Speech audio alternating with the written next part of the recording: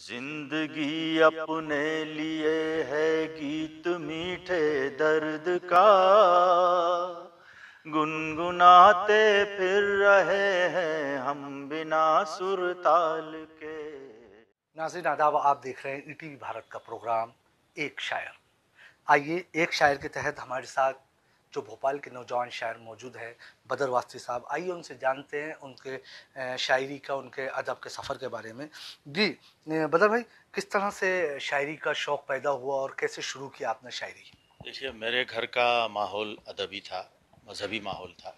والد والدہ دونوں اردو ادب کا ذوق رکھتے تھے، اور اس وقت شہر کا ماحول بھی ایسا تھا کہ ہمیں کئی بزرگوں سے اشعار سننے کو ملتے تھے، محفلوں میں آنا جانا بچپن سے ہو جاتا تھا کبھی کبھی، تو اس کا کچھ اثر ایسا رہا اور کچھ قدرتی طور پر طبیعت اس طرف مائل ہوئی، اور شعر و ادب میں اللہ نے مجھے نواز دیا، میں تو یہ کہوں گا۔ پہلی غزل اور پہلا مشاعرہ کب اور کیسے پڑھا؟ دیکھیے، پہلی غزل تو مجھے یاد نہیں ہے بہت اچھی طرح سے، لیکن ہاں پہلی نشست میں یہاں بھوپال کے کچھ اساتذہ تھے، ان کے ساتھ بیٹھنے کا مجھے شرف حاصل ہوا۔ وکیل بھوپالی صاحب تھے، شاہد بھوپالی صاحب، ان لوگوں نے ایک نشست، یہ نشست کرتے تھے ہر مہینے باقاعدہ، اپنے لوگوں کو جمع کر کے سننے سنانے کا ماحول تھا اس وقت، تو اس میں میرا جانا آنا تھا۔ وہ سب سے پہلے تو میں سننے جاتا تھا، بیٹھ کر ان لوگوں کو سب کو سنتا تھا، دیکھتا تھا، اور مجھے لگتا تھا کہ کیا میں بھی اس طرح سے کبھی سنا پاؤں گا، وہاں اس جگہ بیٹھ پاؤں گا۔ تو بس یہ سلسلہ اس طرح سے چلتا رہا، اور تقریباً 35 سال ہو گئے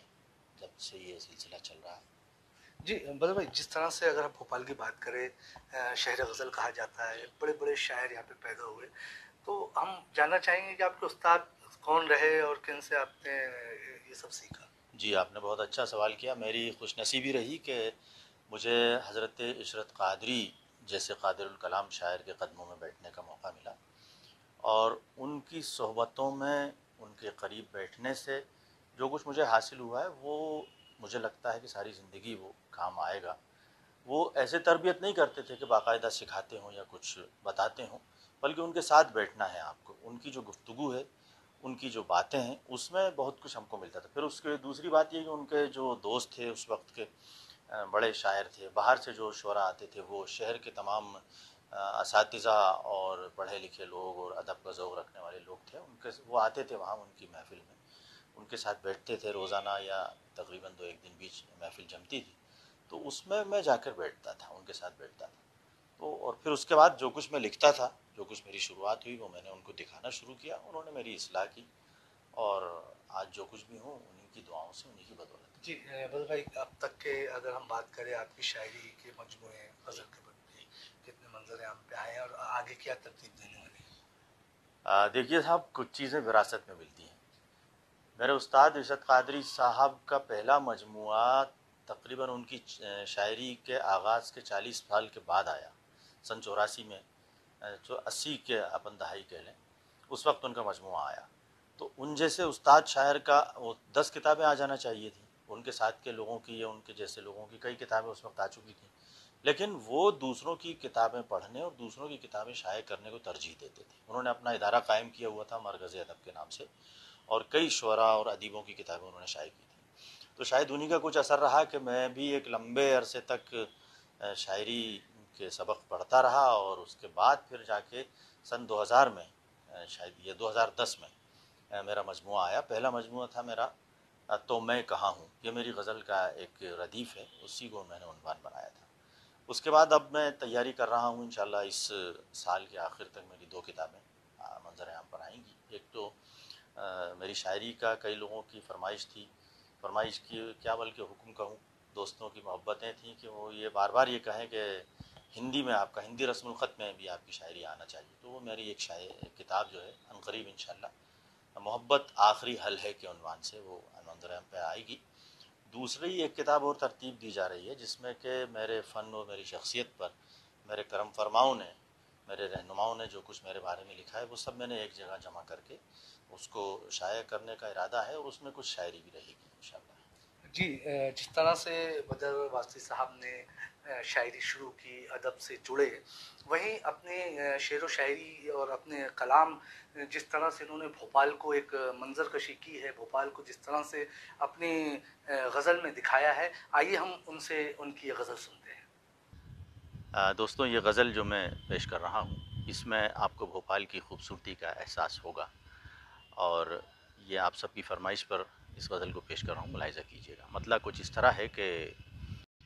یوں ہی گزرے جا رہے ہیں دن مہینے سال کے، یوں ہی گزرے جا رہے ہیں دن مہینے سال کے، آؤ کچھ باتیں کریں آنکھوں میں آنکھیں ڈال کے، آؤ کچھ باتیں کریں۔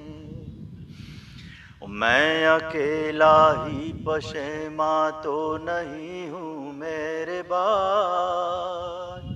میں اکیلا ہی پشیماں تو نہیں ہوں میرے بھائی،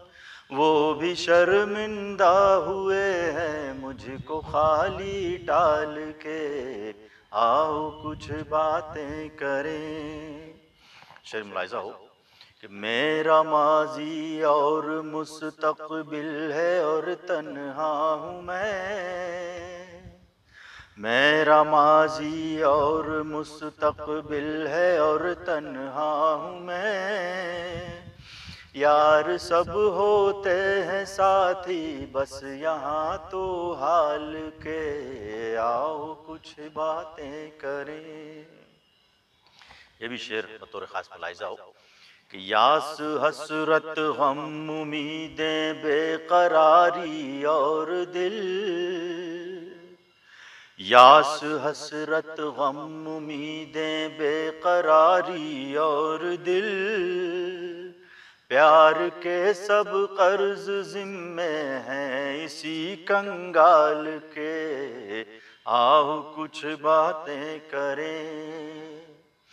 زندگی اپنے لیے ہے گیت میٹھے درد کا، زندگی اپنے لیے ہے گیت میٹھے درد کا، گنگناتے پھر رہے ہیں ہم بنا سر تال کے، آؤ کچھ باتیں کریں۔ اور غزل کا مقطع بطور خاص ملاحظہ ہو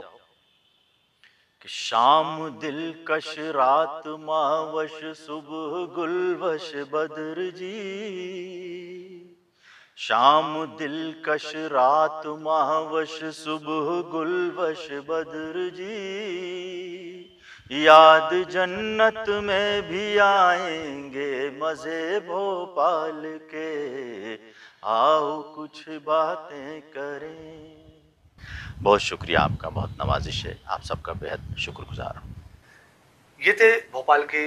شاعر بدر واسطی صاحب، جنہوں نے اپنی بہترین غزل جو کہ بھوپال کے اوپر انہوں نے لکھی تھی اور بہترین غزل سنائی، اور ہمیں امید ہے کہ ہمارے ناظرین کو یہ بہت پسند آئے گی۔ ہم پھر کسی نئے شاعر کے ساتھ آپ سے ملاقات کریں گے، تب تک کے لیے قمر غوث کو دیجیے اجازت، آداب۔